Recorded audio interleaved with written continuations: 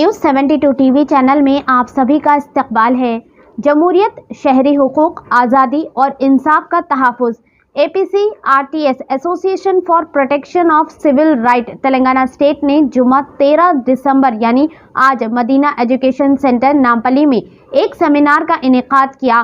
तेज़ रफ्तार तब्दीलियों और आलमी चैलेंजों से दो चार दुनिया में जमहूरियत, शहरी हुकूक, आज़ादी और इंसाफ के उसूल एक मुनसफ़ाना और मसावी मुशायरे की बुनियाद है। इस सेमिनार का मकसद जमहूरियत, शहरी हुकूक, आज़ादी और इंसाफ की हिफाजत है। इस प्रोग्राम में स्पीकर्स, लीगल एक्सपर्ट, एक्टिविस्ट और एजुकेटर्स ने शिरकत की, जिन्होंने आज के समाजी व सियासी माहौल में इन बुनियादी उसूलों के तहफ़्फ़ुज़ की फौरी ज़रूरत पर जोर दिया। इस इवेंट में पुरजोश टर्नआउट देखने में आया। मुकर्ररीन ने जमहूरियत और इंसाफ के तहफ़्फ़ुज़ के लिए शहरियों, सिविल सोसाइटी की तंजीमों और पॉलिसी साजों के दरमियान ताउन की अहमियत को उजागर किया। इस सेमिनार में हर एक पर जोर दिया गया कि वो बढ़ते हुए निज़ामी अदम मसवात और समाजी पोलराइजेशन के खिलाफ इन इक़्तिदार के दफ़ात के लिए चौकस और मुतहर्रिक रहे। इस सेमिनार का इख्तिताम एक कॉल टू एक्शन के साथ हुआ, जिसमें शहरियों की हौसला अफजाई की गई, इनके हुकूक और जिम्मेदारियों से आगाह कराया गया, जमहूरी अमल में बढ़ चढ़ कर हिस्सा ले, गवर्नेंस में शफाफियत और जवाबदही के हामी रहे, इंसाफ और मसावात को फ़रोग़ देने वाले इक़दामात की हिमायत करते हैं। आइए सुनते हैं इस खुसूस में इस सेमिनार के मज़ीद तफसील हमारी एक ख़ास रिपोर्ट में। ऐसे ही अहम और ख़ास खबरों के लिए न्यूज़ 72 टीवी चैनल को लाइक करें, सब्सक्राइब करें और शेयर भी ज़रूर करें। आज जो सेमिनार ह्यूमन राइट्स डे के कॉन्टेक्स्ट में इस देश में जो human rights defender Nadeem Khan APCR के जनरल सेक्रेटरी है और Zubair as a journalist and free thinker है, उनके ऊपर इल्जाम क्रिमिनल केसेस रजिस्टर करने के खिलाफ वो केसेस को अनकंडीशनली विड्रॉ करना है और बहुत सारे देश में जो प्रिजनर्स है उन लोगों के ऊपर भी केसेस को विड्रॉ करने के वो कॉन्टेक्स्ट में वो पर्पज से आज ये सेमिनार हुआ था। इसमें बहुत सारे इंटेलेक्चुअल शामिल थे, जो हमारे मसूद खान साहब और भाई साहब जाकब, रिटायर्ड जज एंड अब्दुल अजीज और प्रोफेसर पद्मजा शाह और जस्टिस चंद्र कुमार साहब, बहुत बड़ी शकील और बहुत बड़ी मीटिंग हुई सुबह से। ये बात हम जरूर बताना चाहते हैं मीडिया के तरफ से कि जो ह्यूमन राइट्स डिफेंडर्स है देश में with in the constitutional framework में, लीगल फ्रेमवर्क में लोगों के हकों के लिए, लोगों के राइट्स के लिए जो काम कर रहे हैं, उन लोगों के ऊपर गलत इल्जाम से केसेस लगाना it is totally undemocratic. It is totally against the spirit of the Constitution, and you cannot criminalize the freedom of speech. Yeah. By putting a criminal cases, you cannot brand the human rights defenders as a criminals. ये पूरी constitution के खिलाफ है। जो forefathers जो constitution में basic fundamental rights लेके यूं है कि राइट्स के लिए फाइट करने के लिए कॉन्स्टिट्यूशन में आर्टिकल 19 है, वो आर्टिकल 19 को फ्रीडम को आज तुम क्रिमिनलाइज बनाए तो कहां जाना पड़ेगा लोग। So this is the demand and we have all with one voice said that unconditionally the Delhi government or any other government which have registered the criminal cases against the Nadeem Khan and Zubair should be unconditionally withdrawn, और उन लोगों को ये human rights के काम पे free mind से काम करने के लिए उन लोग को वो वक्त देना है और वो एनवायरनमेंट बनाने का काम भी स्टेट के ऊपर है।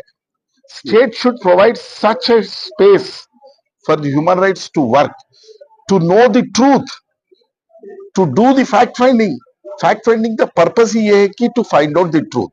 आज ट्रूथ को ही तुम क्रिमिनलाइज करे तो वेयर द पीपल विल गो।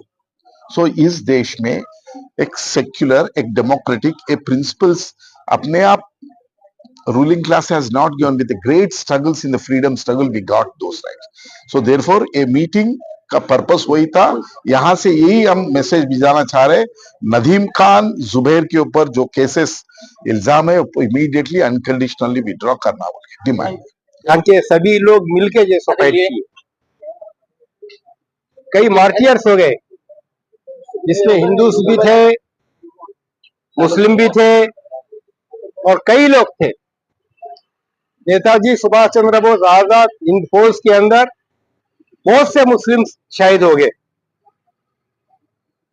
यहाँ तेलंगाना के अंदर भी जो फाइट हुआ था, उसमें भी जो सो मुस्लिम्स का पार्टिसिपेशन बहुत रहा।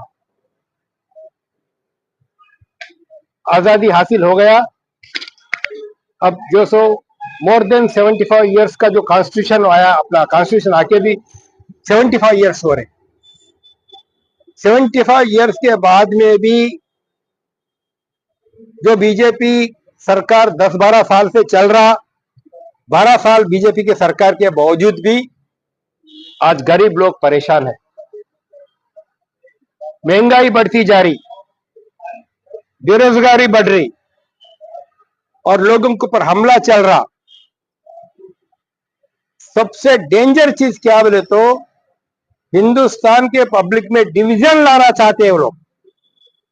हिंदू और मुस्लिम को डिवाइड करना चाहते, एक दूसरे के ऊपर नफरत पैदा करके जैसो इलेक्शन में वोट्स लेके जैसो पावर में आना चाहते। ये लोग सिर्फ जो सरमाएदार है, जो कॉरपोरेट कंपनीज है जैसे अदानी अंबानी, उनकी खिदमत करते और उनका जो सो जायदाद बढ़ाने की पूरी कोशिश करते। लेकिन जब आम आदमी परेशान में है, किसान परेशान में है, मजदूर परेशान में है, मिडिल क्लास के लोग परेशान में है, बच्चों को तालीम नहीं मिल रहा, फ्री एजुकेशन जो कॉन्स्टिट्यूशन देना चाहिए फ्री एजुकेशन नहीं मिल रहा, फ्री मेडिकल फैसिलिटीज होना चाहिए, इसके जगह कॉर्पोरेट हॉस्पिटल्स आ गए।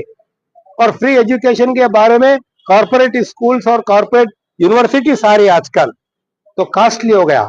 सिर्फ पैसे लोग जो सो अच्छे पढ़ सकते, फिर पैसे लोगों को जो सो अच्छा मेडिकल फैसिलिटीज मिल सकता। तब ये तमाम चीजों को जब क्वेश्चन करने के वास्ते पब्लिक खड़ी हो जाती तो उनको जो सो मजहब के नाम के ऊपर भड़काए जाते और जो चैलेंज करते हैं, जो अफेंस करते हैं, उनके ऊपर कोई एक्शन नहीं है और जो उसको रुकाना चाहते उनके ऊपर केसेस चल रहे। जो स्वामी यति नारायणन जो बकवास किए थे यहाँ के पब्लिक को भड़काने के वास्ते, आज उन्हें फ्री है, उसके ऊपर कोई केस नहीं। और जो जुबेर खान है, नदीम, ऐसे लोग जो सो वो इश्यू को पब्लिक के अंदर लाते हैं, अब उनके ऊपर जो सो बड़े बड़े सेक्शंस लगा के उनको जो सो अरेस्ट करके जेल में कर। किधर जा रहा है हिंदुस्तान, किधर जा रहा है हिंदुस्तान? इलेक्शन कमीशन है, इंडिपेंडेंट रहना चाहिए। Chief justice of India was one of the committee member, now chief justice of India is deleted from the committee and only prime minister, opposition party leader and another cabinet minister chosen by the prime minister are selecting the chief election commissioner and the other election commissioner। तो क्या होता, क्या होता? Election में पैसे बैठे जाते, उसको नहीं रुकाते, लिखकर जाता उसमें उसको नहीं रुकाते, पूरा करप्शन चलता, उसको जो आप नहीं रुका सकते। तो कौन चुन के आ रहा पब्लिक के अंदर? जिसके पास पैसा है, जिसके पास ब्लैक मनी है और जो पब्लिक को लूटता है, ऐसे लोग जो सोचन के आ रहे। तो क्या हो रहा? पार्लियामेंट के 1/3 के लोग क्रिमिनल्स है, 1/3 more than 1/3 in parliament assembly are criminals. और जो करोड़पति है, करोड़पति जिससे जायदाद हजारों करोड़ों रुपए है, 500 करोड़ रुपए, 50,000 करोड़ रुपए, ऐसे लोग जो सो आपके मिनिस्टर्स बन रहे हैं और जो रूलिंग कर रहे हैं। तो किसकी खिदमत करते हैं वो लोग? किधर जाते हैं हिंदुस्तान? तो now A time has come, people जैसो यूनाइट होना चाहिए। यहाँ के गरीब लोग, यहाँ के हिंदू, यहाँ के मुस्लिम और यहाँ के जैसो सिख, ईसाई, पूरे लोग, तमाम लोग जो डेमोक्रेसी चाहते, सेकुलरिज्म चाहते, एक अच्छा हिंदुस्तान चाहते, सभी लोग भाई भाई के जैसा मिलजुल के रहना जो चाहते हैं, सेक्युलर वैल्यूज को जैसे प्रोटेक्शन करना चाहते, डेमोक्रेसी को, वैसे तमाम फोर्सेस यूनाइट होना चाहिए।